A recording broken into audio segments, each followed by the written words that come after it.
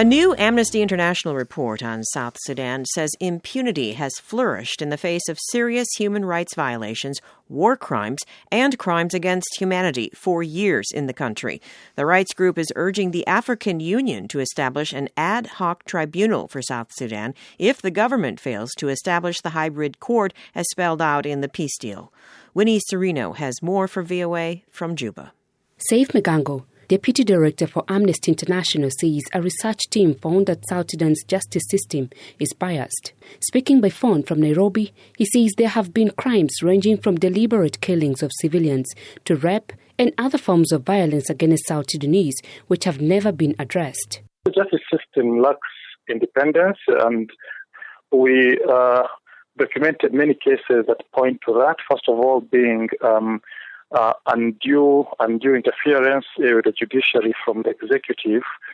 The judges are appointed by the president, and they cannot proceed to prosecute or investigate cases until they receive instruction from the executive, and that is particularly to do with the prosecutor's office, which fails to investigate. Megango says if the prosecutors are not given directives, then serious crimes are not investigated. He says from Juba to Malakal, Wau and Bentiu, a trail of monstrous crimes against civilians were committed, and the South Sudan government responded with investigative committees whose report rarely see the light of day or their findings are largely ignored. If any investigation is carried out, no report is published, and no action is taken. So it seems like a case of window dressing when the government calls an investigation or directs that an investigation be undertaken. Megango says the people of South Sudan deserve justice. The report states that the only prosecution for a crime committed in South Sudan was a little over a year ago in September, when a military court convicted 10 government soldiers of killing a journalist and raping aid workers at the Terrain Hotel complex in July 2016. He says the trial largely happened because of pressure from foreign governments seeking justice for their citizens. Megango says military courts lack jurisdiction to try cases of crimes against civilians under South Sudanese law.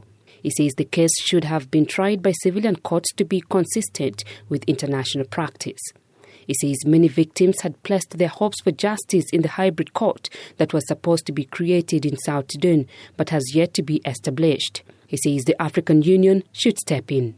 You've seen people who are accused and actually have been named by the UN Security Council as possible as suspects in the perpetration of these crimes against humanity and human rights violations.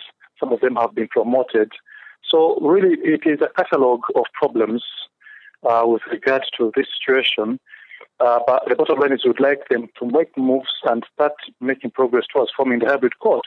And if they don't, we are calling on the African Union to take it within its own hands and set up an ad hoc tribunal. Megango says all too often the president has granted blanket amnesties, a violation of international law which denies victims their rights to truth, justice and reparations.